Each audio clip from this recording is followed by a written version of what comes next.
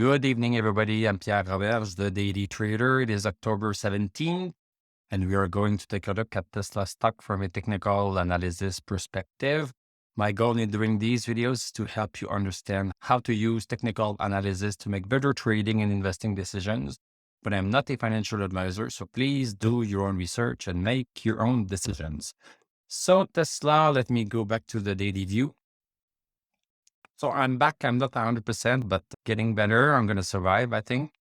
So Tesla closed up $14.36. That's 7.01%. Closed at $219.35. Post market, we are up by 54 cents. Basically, what happened while I was away is that we had a big move down. We had a break, this closer downward resistance. We had a break outside of it, but then we were squished back very soon the next day.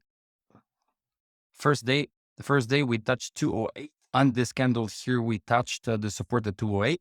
And on that second day, we touched at 205.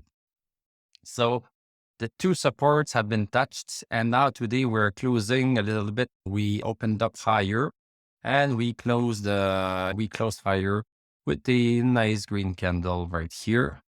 Let's go see the 1 hour chart. This is what happened. We had the break right here. So I want to say something about this. So we had the break on the 1 hour chart. So on the 1 hour chart, we had the break of this resistance. We had stochastic over 60. So this is the bare minimum of what we need to have.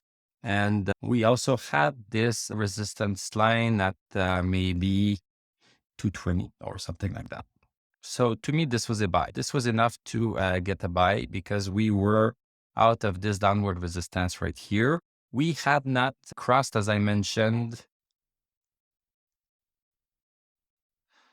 221.88 or 225. We had not crossed those, but myself, I entered there anyway, but I later got out.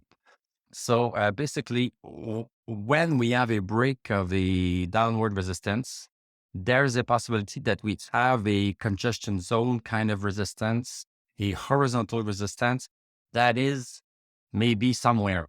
And in this case, it was just a little bit higher. It was just a little bit higher at 225. A safer bet from entering right after this break of resistance with stochastic over 60 was to wait for these horizontal resistance to be cleared.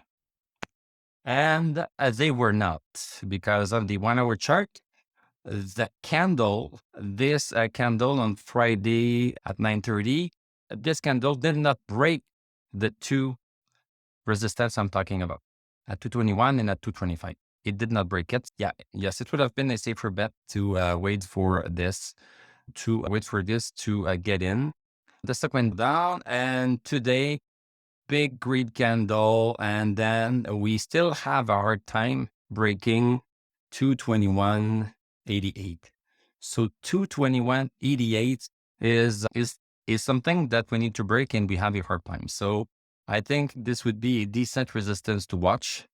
And very soon, and maybe tomorrow, we might be breaking this second downward resistance right here of this channel. And if the stick is still above 50 and we break that downward resistance at 221.88, then it's going to be a much safer bet to get in. That, knowing that the earnings call is going to happen on Wednesday, maybe that's a good time to get into Tesla with options or stocks, depending on what you want to do. Going back on the daily chart. So on the daily chart, our stochastic is still very low at 13.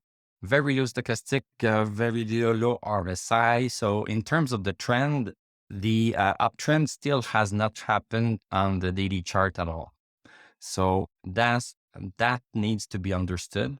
If you want to play it on the 1 hour chart, a little bit tighter and maybe catching a little bit of a swing and maybe coming back down and maybe getting out a few hours later, that this is perfectly fine. If you want to invest more in the long term, then yes, you can chance it to buy right here because Tesla seems to be low. Will it go lower? Nobody knows. If it goes lower than 205, then yes, it's going lower, but we don't know in advance. Or you can also wait until we get a good stochastic over 60 before getting in. What can also happen is that we can have a little bit of a move up, and we might hit this resistance, have a little bit of a move down, maybe with a higher low. And then at this point right here, when we do the higher low, then stochastic might be coming over 60, and maybe that is going to be the real time to enter. So there are different possibilities and different risk reward ratio. I have an idea of a little tool. This is something that might take weeks to do, but I have an idea of a simple tool that you can go online to look at. And then basically a checklist, kind of a checklist, but a lot better. A checklist of all of the criterias that are on and those that are off.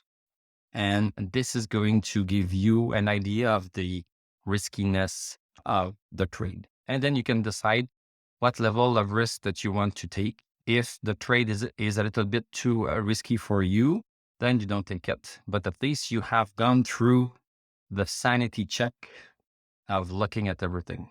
Because here, what I feel like when I talk to you guys, I talk for 5-10 minutes, and I don't really have time to be comprehensive all the time. You need to check this. So I don't want to be repeating myself all the time. So I tend to say what is more important and giving you both sides of the coin a little bit, but I cannot be as comprehensive as if we had this big checklist that tells us everything.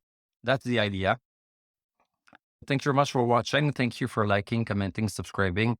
If you like what I do, you can become a YouTube member. Click on my TradingView affiliate link. I'm going to wish you a great evening. We are going to talk tomorrow, and I'm going to tell you à la prochaine.